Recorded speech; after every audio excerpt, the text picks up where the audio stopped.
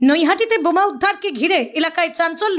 নৈহাটির গৌরীপুরের 14 নম্বর ওয়ার্ডের মিলগেটের জল ট্যাঙ্কির ঢিলছোড়া দূরত্বে পরিত্যক্ত এলাকা থেকে 10 থেকে 12টি বোমা উদ্ধার হওয়াতে এলাকায় চাঞ্চল্য।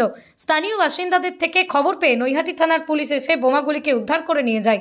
সংবাদ মাধ্যমের মুখোমুখি হয়ে তৃণমূল নেতৃত্বদের অভিযোগ, বিধানসভা ভোটের আগে অশান্ত করার জন্য বিজেপি এই চক্রান্ত করছে। অন্যদিকে নৈহাটি মণ্ডল 2 বিজেপির সভাপতি গৌতম বাসুলি জানান, বিজেপিকে মেনাইল করতে তৃণমূল এই ঘৃণ্য রাজনীতি করছে বলেই জানান। দেখুন নৈহাটি থেকে সতীনাথ ভট্টাচার্যের বিস্তারিত রিপোর্ট। এটা শান্ত নৈহাটিকে অশান্ত করার পরিকল্পনা, যেটা কিছুদিন আগে গৌরীপুর চৌমাথায় বিজেপি মিটিং করে বলে গেল, সেটাই এটা ওর উদাহরণ। আর এই সব পরিকল্পনা করেই একটা মসজিদের পাশেই বোম পাওয়া যাবে, এটা মানে খুব দুর্ভাগ্যজনক ব্যাপার।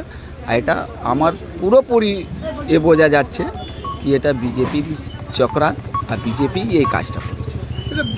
এই যে মসজিদ, বড় মসজিদে বিভিন্ন দঙ্গা লাগানোর পরিকল্পনা এখানে, মানে বিজেপি আর কে, যারা নিজেকে বড় সনাতনী সাজছে তারাই এই পরিকল্পনাটা করেছে, এটা তাদেরই কাজ। আমার নাম রামচন্দ্র মোল্লা, নৈহাটি এসসি ওবিসি সেলের তৃণমূল কংগ্রেসের সভাপতি। এটা পুরোপুরি বিজেপির পরিকল্পনা।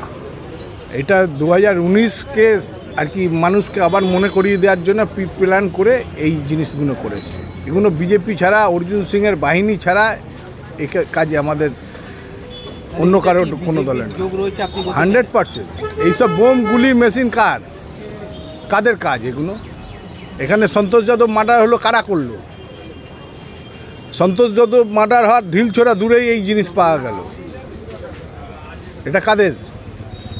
নির্বাচন আসার আগে আবার নেই হ্যাঁ, সেই 19 আর কি মানুষকে মনে করিয়ে দিয়েছে, ভীত সন্তোষ করিয়ে দেওয়ার প্ল্যান চলছে।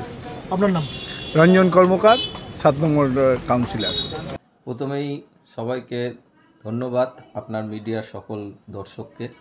দেখুন, এটা তৃণমূলের একটা ঘৃণ্য রাজনীতি। প্রথম কথা, আমাদের এখানকার যে সাংসদ আছে এবং যে বিধায়ক আছে তাদেরই এগুলো মিলিত চক্রান্ত বিজেপিকে মেলাইন করার জন্য।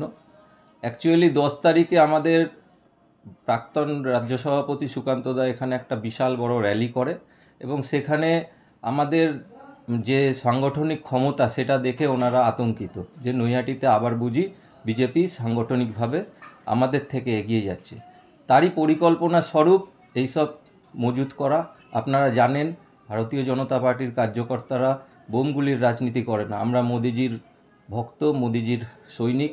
আমরা সবসময় মানুষের সাথে, মানুষের পাশে, এই অঙ্গীকার নিয়েই চলি। বোম রাজনীতি আমরা পছন্দ করি না। তো এইগুলো আমরা দেখে এসেছি বিগত দিনেও, তৃণমূলের কালচার। তো ওরা ওদের কার্যক্রম চালিয়ে যাচ্ছে আমাদেরকে দমানোর জন্য, কিন্তু ভারতীয় জনতা পার্টি এতে বিশ্বাস করে না, এতে ভয় পায় না। আমরা যত আমাদেরকে দেখাবে আমরা তত এগিয়ে যাব। আপনার নাম? আমি গৌতম বাসুলি, নৈহাটি মণ্ডল 2 এর সভাপতি। আপনারা তো সকলেই জানেন যে কিছুদিন আগেই গৌরীপুর চৌমাথায় ভারতীয় জনতার পার্টির একটা সমাবেশ ছিল।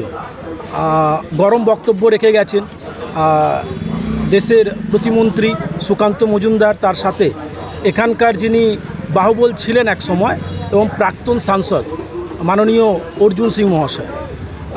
এই ধরনের প্রোগ্রাম করে যাওয়ার পর তারপর গৌরীপুর অঞ্চল যেটা শান্ত রয়েছে, নেতা পার্থভূমি যতক্ষণ রয়েছেন এবং 2024 নির্বাচনের সময় এখানকার সাধারণ আমজন জনতা সাথে ওনাকে জয়লাভ করিয়েছে। তারপর গোটা ব্যারাকপুর শান্ত। এই বক্তব্য, গরম গরম বক্তব্য রাখার পর এই ধরনের বোমা পাওয়া যাচ্ছে। 2026 নির্বাচন তো সামনে। এই 26 নির্বাচনকে কেন্দ্র করে ভারতীয় জনতার পার্টি যারা 2-4 জন উইপোকা রয়েছে এই অঞ্চলে এবং যার নেতৃত্বে প্রাক্তন সাংসদ দিচ্ছেন, আমরা বুঝতে পারছি, কিন্তু এইসবে ঠাঁই নাই।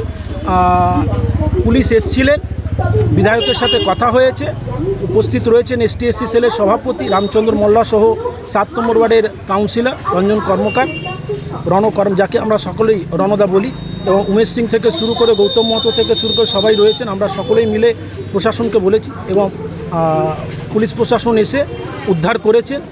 দেখা যায় তদন্তর মাধ্যমে কী বেরোয়। দাদা দেখা যাচ্ছে ভোট আসার আগেই কিন্তু এবার আরেকটা বোমা পাওয়ার মানে যেটা ধরে নেওয়ার একটা কৌশল, ভোট আসার আগেই একটা বোমা পাওয়া যায়।